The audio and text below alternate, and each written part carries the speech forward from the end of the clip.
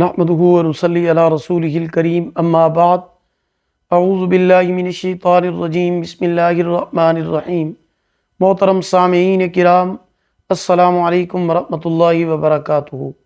بہت سے لوگ یہ سوال کرتے ہیں کہ کون سا خواب سچا ہوتا ہے، سچے خواب کی کیا علامت اور نشانی ہوتی ہے، اور کن لوگوں کے خواب سچے ہوتے ہیں۔ حضرت ابو سعید خدری رضی اللہ تعالی عنہ نقل کرتے ہیں کہ حضور پاک صلی اللہ علیہ وسلم نے ارشاد فرمایا، زیادہ سچا خواب صبح کے وقت کا ہوتا ہے۔ اس سے معلوم ہوا کہ صبح صادق کے وقت جو خواب دیکھے جائیں ان کی تعبیر بہت جلد واقع ہوتی ہے۔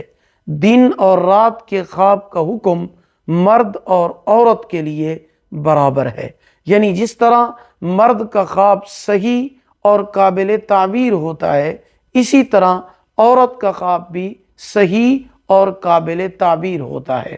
حضرت ابو ہریرہ رضی اللہ تعالیٰ عنہ سے روایت ہے، آپ صلی اللہ علیہ وسلم نے ارشاد فرمایا کہ جو شخص سچ بولنے والا ہوتا ہے اس کا خواب سچا ہوتا ہے، جو آدمی جھوٹ بولتا ہے اس کا خواب بھی جھوٹا ہوتا ہے۔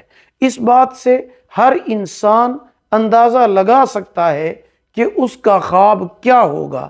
جو انسان جتنا سچا ہوگا اس کا خواب بھی سچا ہوگا، جو انسان جھوٹا ہوگا اس کا خواب بھی جھوٹا ہوگا۔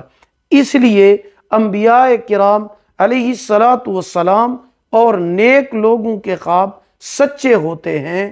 جو لوگ گناہوں کو بہت زیادہ اختیار کرتے ہیں ان کے خواب جھوٹے ہوتے ہیں، اور ان کے خواب اکثر شیطانی ہوتے ہیں، بہت کم ان کے خواب سچے ہوتے ہیں۔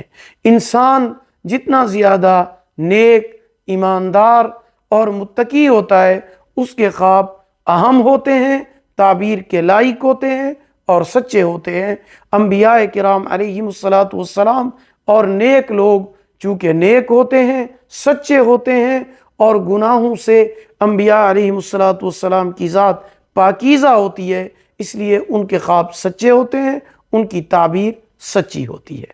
اگر آپ کو ہماری یہ ویڈیو پسند آئی ہو اسے لائک کریں، صدقہ جاریہ سمجھ کر شیئر کریں، چینل پر نیو ہے سبسکرائب کریں، ساتھ لگے ہوئے گھنٹی کے نشان پر ضرور کلک کر کے آل کر دیں تاکہ ہماری نئی ویڈیو کی اپڈیٹ سب سے پہلے آپ کو مل سکے۔ اللہ پاک آپ کے حامی و ناصر ہوں۔ آخر دعوانا ان الحمد للہ رب العالمین۔